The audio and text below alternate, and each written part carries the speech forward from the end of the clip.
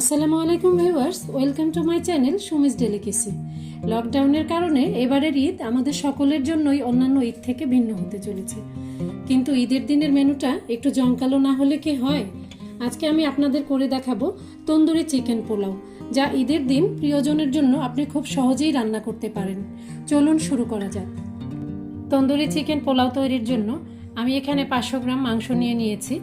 এটা chicken breast piece, আর এটা আমি বোনলেস করে নিয়েছি।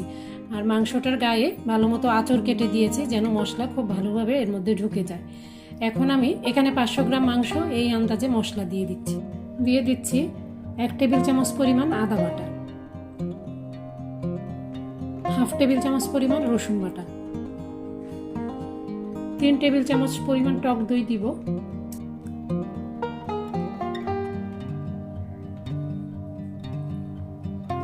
1 টেবিল চামচ পরিমাণ তন্দুরি মশলা। এই তন্দুরি মশলাটা শানের। পেঁয়াজ বেরেস্তা আমি একটু হাত দিয়ে গুঁড়া করে নিয়েছি, এটা দিব 2 টেবিল চামচ পরিমাণ, 1 চা চামচ পরিমাণ সয়া সস, 1 চা চামচ পরিমাণ ওয়েস্টার সস। ওয়েস্টার সস ঘরে থাকলে দিবেন, না দিলেও সমস্যা নেই। 1/2 চা চামচ পরিমাণ ভিনেগার দিয়ে দিচ্ছি। লবণ আপনারা স্বাদ মতো দিবেন, আমি এখানে 1 চা চামচ থেকে একটু কম দিয়েছি। তন্দুরি মশলায় এবং সসগুলোতে ভালো লবণ আছে। 2 টেবিল চামচ পরিমাণ তেল দিয়ে দিচ্ছি, রান্নার তেল। এটা সয়াবিন তেল, আপনারা চাইলে এখানে সরিষার তেলও ব্যবহার করতে পারেন। 1/2 চা চামচ পরিমাণ চিনি। আমি এখানে 2 টেবিল চামচ পরিমাণ বাটা পেঁয়াজও ব্যবহার করব। এটা আমি একটু গ্রেভি করব, যখন এই পেঁয়াজ বাটাটা গ্রেভিটাকে ঘন করতে সাহায্য করবে। এগুলো এখন আমি ভালো করে মিশিয়ে নিচ্ছি।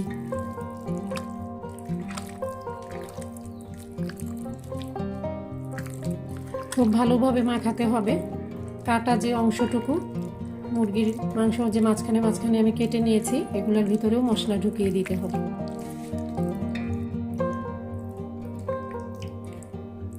মাংসগুলো আমি খুব ভালোভাবে মেখে নিয়েছি।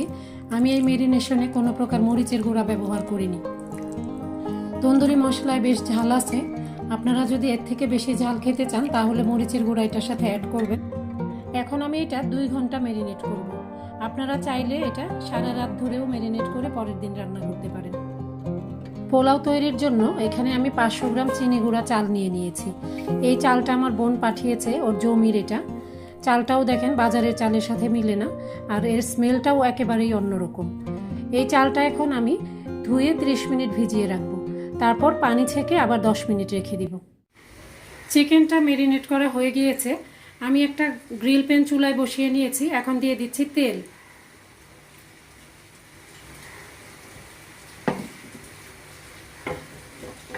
তিন 4 টেবিল চামচ পরিমাণ তেল দিবেন। আর মাংসটাও ম্যারিনেট করার পরে আবার এখন একটু মেখে আমি তাওয়ায় দিব। আরেকবার একটু মেখে নিচ্ছি।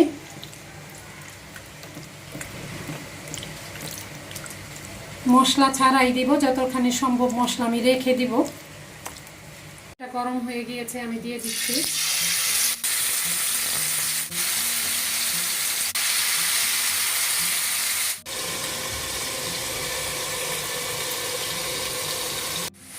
ফিরে এলাম 5 মিনিট পর। এখন এগুলোকে একটু চেপে দিব এরকম, তাহলে নিচের দিকটা ভালোভাবে সিদ্ধ হবে। আর এই 5 মিনিট কিন্তু আমি এটা ঢেকেই রান্না করেছি। উল্টে দিচ্ছি।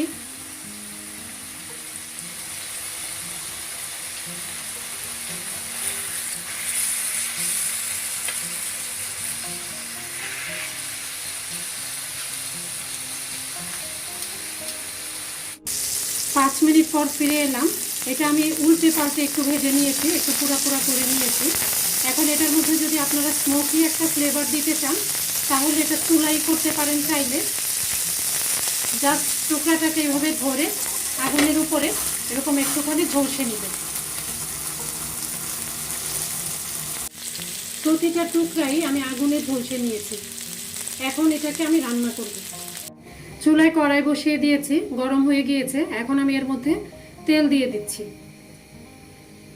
2 টেবিল চামচ পরিমাণ তেল দিলাম। পেঁয়াজ কুচি দিয়ে দিচ্ছি অল্প পরিমাণে। পেঁয়াজটাকে একটু ভেজে নিব।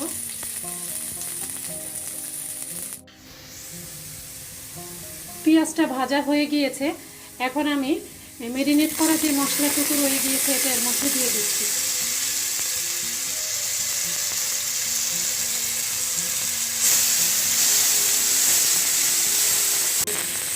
আঁচটা আমি কমিয়ে দিয়েছি, মশলাটা পুড়ে যাচ্ছে। বাটিটা ধুয়ে মশলাটুকু দিয়ে দিচ্ছি।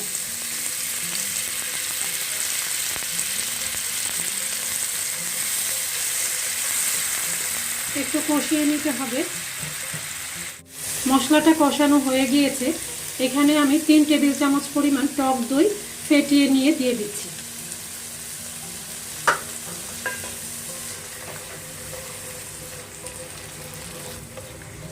দিয়ে দিচ্ছি 1/2 চা চামচ পরিমাণ গরম মশলা গুঁড়ো, 2 টেবিল চামচ পরিমাণ ক্রিম,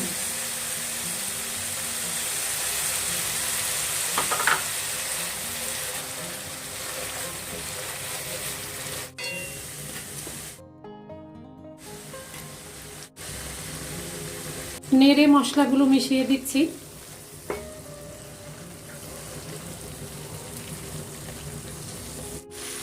গ্রেভি করার জন্য এখানে আমি 1/2 কাপ পরিমাণ গরম পানি দিয়ে দিচ্ছি।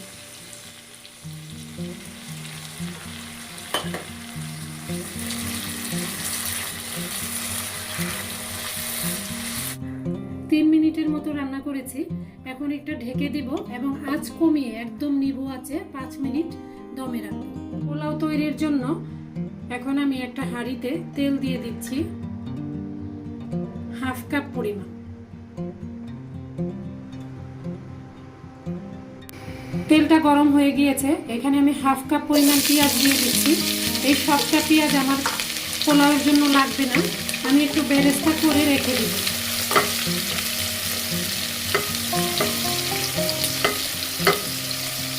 বেরেস্তা ভাজা হয়ে গিয়েছে, আমি এখান থেকে অর্ধেক পরিমাণ বেরেস্তা তুলে নিচ্ছি।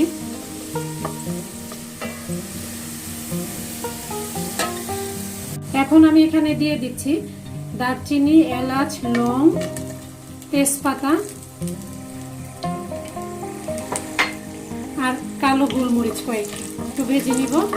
মশলা ভাজা গন্ধ বের হয়েছে, এখন চালটা দিয়ে দিচ্ছি।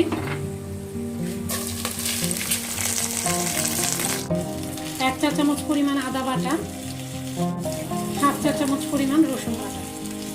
এটা কিন্তু বিরিয়ানি না, এটা তন্দুরি পোলাও। আমি এখানে খুব বেশি মশলা ব্যবহার করব না। চালটা ভেজে নিব। এই পোলাওটা আমি তেলের মধ্যে রান্না করছি, আপনারা চাইলে ঘি দিয়েও রান্না করতে পারেন। চালটা ভাজা হয়ে গিয়েছে, মশলার সুগন্ধ বের হয়েছে, এখন আমি এর মধ্যে গরম পানি দিয়ে দিব। আমি 500 গ্রাম চাল নিয়েছিলাম, এখানে আমি চালের ডাবল গরম পানি দিব।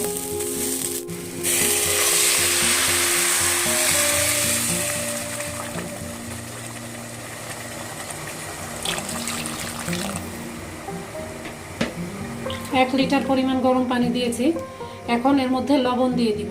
1/2 টেবিল চামচ লবণ দিব, আপনারা লবণ আপনাদের স্বাদ অনুযায়ী ব্যবহার করবেন। নেড়ে লবণটা মিশিয়ে দিচ্ছি।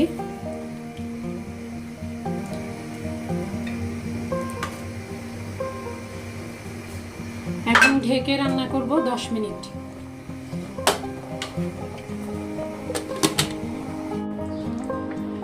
দশ মিনিটের মধ্যে যখন 5 মিনিট হয়ে যাবে, তখন আমরা ঢাকনাটা খুলে গুঁড়া দুধ দিয়ে নেড়ে দিব। গুঁড়া দুধটা খুব ভালোভাবে মিশিয়ে দিতে হবে। এখন আমি দুধটা খুব ভালো করে নেড়ে মিশিয়ে আঁচ কমিয়ে দিব। আঁচ কমিয়ে ঢেকে আবারও 5 মিনিট রান্না করব। 10 মিনিট পর ঢাকনা সরিয়ে আমি কিছু পোলাও পাতিল থেকে সরিয়ে নিচ্ছি।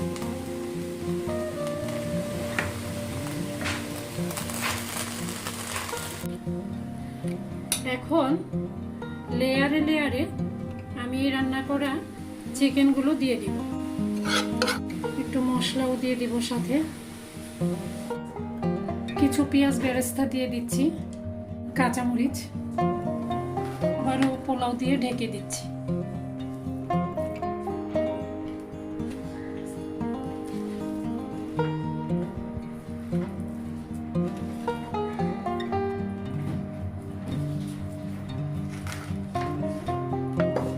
পরের লেয়ারটা দিয়ে দিচ্ছি।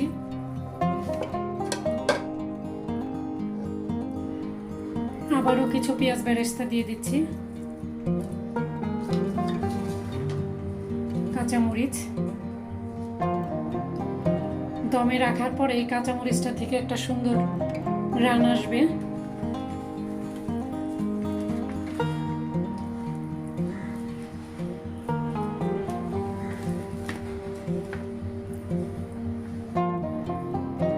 এক চা চামচ গোলাপ জল আর 1 চা চামচ কেওড়া জলের সাথে একটু জর্দার রং মিশিয়ে আমি পোলাওয়ে দিয়ে দিচ্ছি।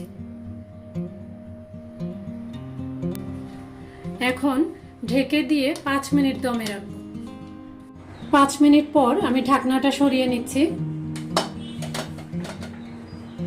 আর পোলাওটা ভালোভাবে নেড়ে মিশিয়ে দিচ্ছি।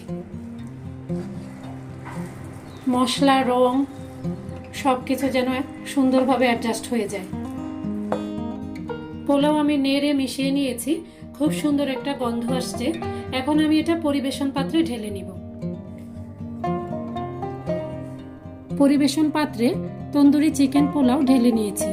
এখন আমি এর উপরে কিছু কাঠবাদাম কুচি ছড়িয়ে দিচ্ছি। এখন দিচ্ছি পেস্তা বাদাম কুচি,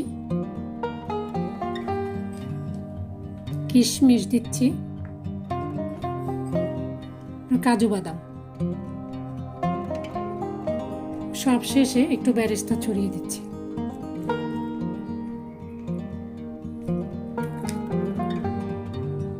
এখন আমি টমেটোর ফুল কেটে রেখেছিলাম, ফুলটা বসিয়ে দিচ্ছি। আর পাশে দিয়ে দিচ্ছি একটু পুদিনা পাতা। লালের পাশে একটু সবুজ সবুজ থাকলে ভালো লাগে। আর শাহী খাবার বলে কথা, একটু ভালো ডেকোরেশন না হলে দেখতে ভালো লাগে না। তৈরি হয়ে গেল মজাদার তন্দুরি চিকেন পোলাও। রেসিপিটি ভালো লাগলে প্লিজ লাইক, শেয়ার, কমেন্ট করবেন। আর এখনো যদি আমার চ্যানেল সাবস্ক্রাইব করে না থাকেন প্লিজ সাবস্ক্রাইব করে ফেলবেন। সবাই খুব ভালো থাকবেন। আজ এখানেই বিদায় নিচ্ছি। আল্লাহ হাফেজ।